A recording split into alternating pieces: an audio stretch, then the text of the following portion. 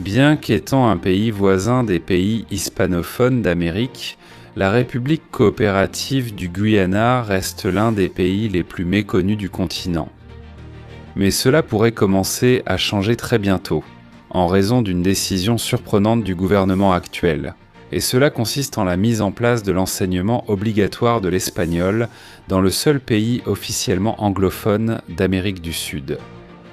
Accompagnez-nous pour découvrir la situation actuelle de la langue de Cervantes dans un pays qui fait face à l'avenir de ses relations et de ses politiques internationales.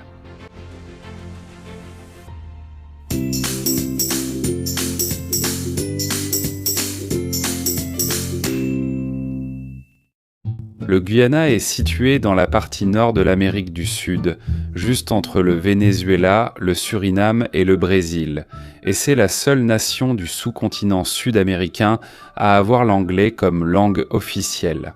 Bien que la grande majorité parle le créole guyanais comme langue maternelle, qui est une langue créole basée sur l'anglais. Avec des emprunts lexicaux provenant de l'Afrique de l'Ouest, du sous-continent indien, des langues arawaks et d'anciennes racines néerlandaises. Malgré son récent boom économique grâce à l'exploration de réserves pétrolières qui lui a valu d'être appelé le miracle économique sud-américain, le Guyana reste un pays relativement méconnu pour la plupart d'entre nous. Cela est principalement dû au fait que nous ne partageons pas le même passé colonial et culturel, puisque le Guyana a été une colonie britannique jusqu'à son indépendance en 1966. Cela, ajouté à sa géographie isolée, principalement en raison de la densité de la forêt amazonienne, a fait que le contact avec le reste des pays sud-américains soit plutôt rare. Mais alors, pourquoi le gouvernement de ce pays a-t-il voulu, presque du jour au lendemain, mettre en place l'enseignement ?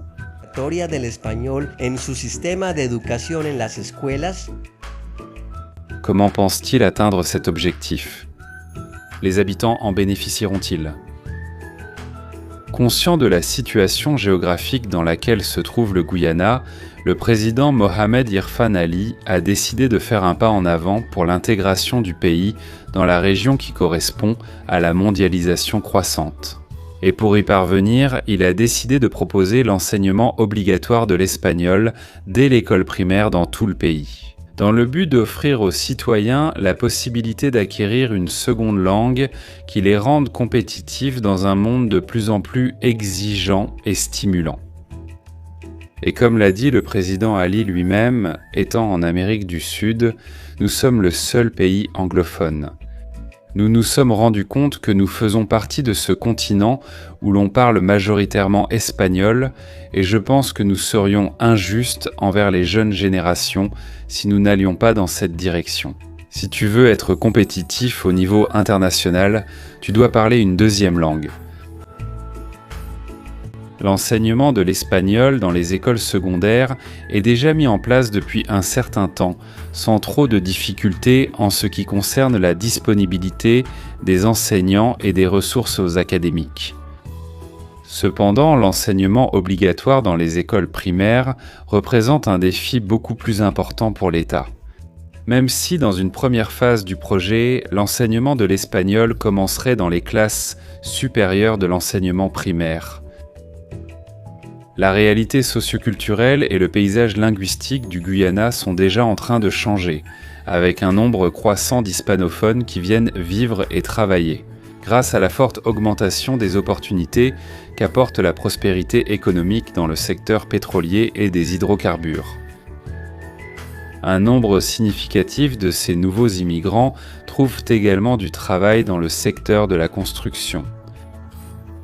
Ils sont principalement constitués de Vénézuéliens qui arrivent chaque jour au Guyana à la recherche de nouvelles opportunités, fuyant dans de nombreux cas la crise de leur pays. On constate également une forte augmentation de l'assistance médicale en provenance de Cuba, avec l'apport de médecins venant du pays caribéen. À tel point que dans les centres de santé publique de Georgetown, la capitale du pays, il est très probable d'être pris en charge par un Cubain. C'est pourquoi il est important pour le gouvernement national de préparer les jeunes à cette nouvelle administration en constante évolution. Avant de continuer, n'oublie pas de t'abonner à cette chaîne et d'activer la cloche pour recevoir une notification pour les nouvelles vidéos. Cependant, la nouvelle ambition éducative de l'administration du président Ali n'est pas du tout une tâche facile à réaliser. Actuellement, on évalue le nombre réel de professeurs aptes à enseigner l'espagnol, ce qui ne pose pas de problème dans l'enseignement secondaire. Cependant, comme je l'ai mentionné précédemment, la proposition initiale est de commencer par l'enseignement primaire dans les classes supérieures, c'est-à-dire à partir de la 4e ou de la 5e année, pour laquelle il n'y a pas de situation claire pour le moment en ce qui concerne la disponibilité de professeurs qualifiés pour répondre à la demande au niveau national. C'est pourquoi le gouvernement est déjà en discussion avec des partenaires bilatéraux afin d'obtenir les ressources humaines nécessaires et d'atteindre les objectifs fixés, au moins pendant une période de transition, jusqu'à ce que les professeurs guyaniens soient capables de répondre à la demande interne dans tout le pays. Le président Ali a également clairement exprimé son intention de faire en sorte que ses ministres prennent aussi des cours d'espagnol. Et il envisage de mettre en place une plateforme en ligne afin que tout citoyen souhaitant apprendre la langue puisse le faire. Et il a ajouté que l'enseignement d'une langue étrangère aiderait les étudiants à être plus compétitifs lorsqu'ils entreront sur le marché du travail. Mais en pratique, le gouvernement reconnaît qu'il ne dispose pas encore de toutes les ressources humaines nécessaires pour mener à bien tout cet exploit éducatif. Pour cette raison, la ministre de l'Éducation, Priya Manik-Chand, a annoncé parallèlement que des discussions sont en cours avec Cuba et le Mexique pour une possible importation de professeurs d'espagnol. Elle a également déclaré qu'un important travail a été lancé afin de s'assurer qu'à partir de cette année, tant les écoles primaires que secondaires disposent de l'équipement adéquat pour dispenser les cours d'espagnol. Une pénurie d'enseignants a été constatée dans certains endroits et c'est pourquoi il est considéré comme prioritaire d'accélérer les négociations avec les gouvernements de Cuba et du Mexique, tout en assurant la formation et l'entraînement adéquats des enseignants nationaux. Et même si cela n'était pas possible, le ministère de l'Éducation explore plusieurs options pour former davantage de professeurs d'espagnol, parmi lesquels des études à l'Université du Guyana ou au Collège d'éducation Cyril Potter.